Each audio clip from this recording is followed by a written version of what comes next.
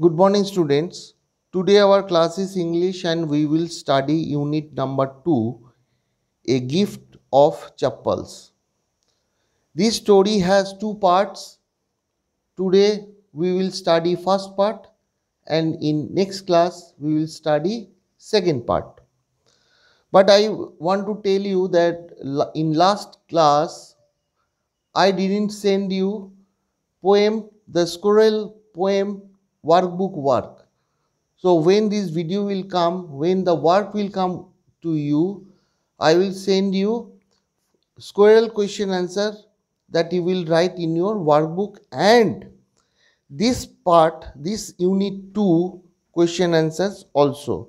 Okay. So let's start unit 2, A Gift of Chappals. This is a very beautiful story and you have to understand it. Okay, let's start. Mridu is a young girl growing up in Madras, now called Chennai, with Tapi.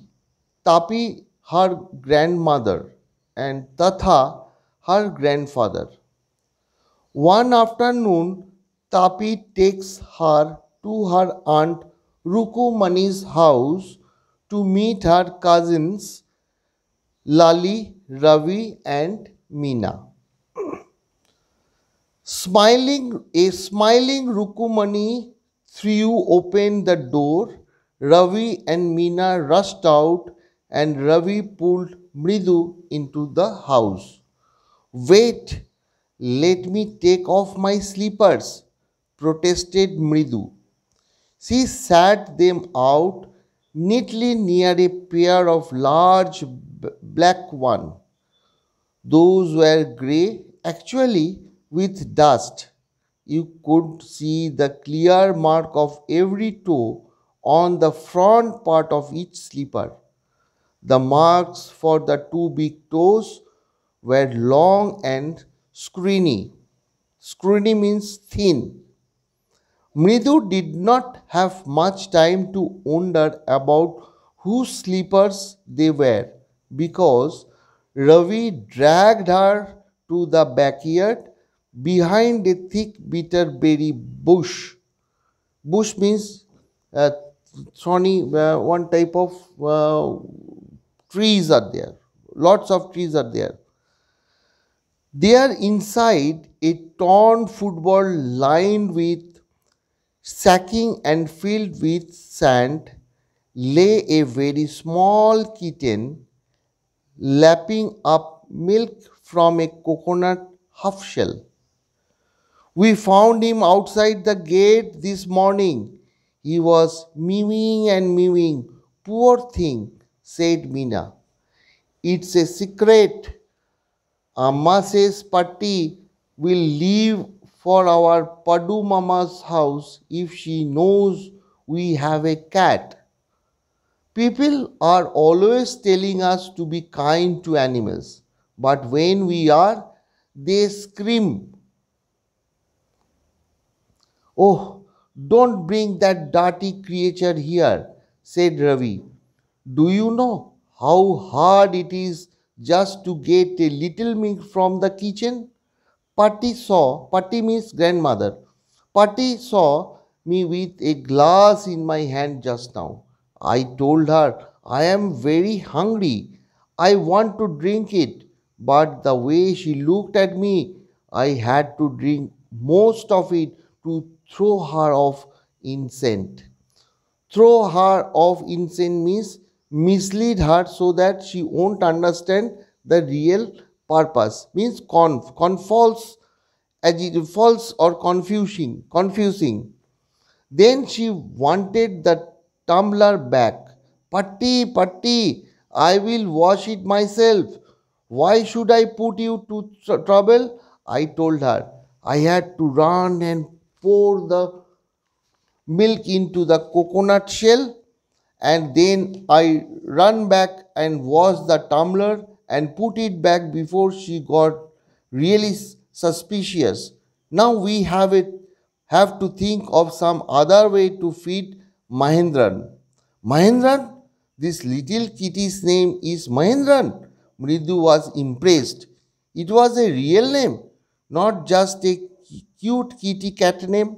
Actually, his full name is Mahendra Verma Pallava Punnai, PM Punai. So, short if you like. He is a fine breed of cat. Just look at his fur, like a lion's mane, and you know that the emblem of ancient Pallava kings was, don't you? She looked expectantly at Mridu. Mridu giggled. Think I am joking. Just just wait. I will show you something. It's clear you don't know a thing about history. Haven't been to Mahabalipuram, have you? He said mysteriously. Well, when our class went to Mahabalipuram, I saw a statue of his tathas, tathas, tathas, tathas, tathas, etc., etc. Fact is, Mahendra here is descendant from that very same ancient cat, a close relative, scientifically speaking, of none other than the lion, the Pallava lion, emblem of the Pallava dynasty. Ravi went on, walking around the bitterberry bush, waving a twig down, his eyes sprinkling. This cat is descendant of none other the Mahabalipuram Rishi cat. And if I may just remind you, they worship cats in ancient Egypt. How he loved the sound of his own voice. Meena and Bridu exchanged looks. What does that have to do anything? Bridu demanded. Shh! I am telling you that this cat is descendant from the Egyptian cat dog. No, goddesses. Bastet. Yeah, that's it. So, well, one of the descendants of that cat goddesses was a stowaway in the Pallava ships, and his descendant was the Mahabalipuram Rishi cat, whose descendant is Ravi flourished his twigs at Mahindran. PM Punai here. Ooh, ee! He shrieked, very pleased and with himself. Mahindran looked up, alarmed. He had just been sharpening his claws on the edge of the coconut shell. But worse than Ravi's awful whook yik was a screech from the window. What he weird sound! If Mridu was startled, PM Punai was frightened out of his wits.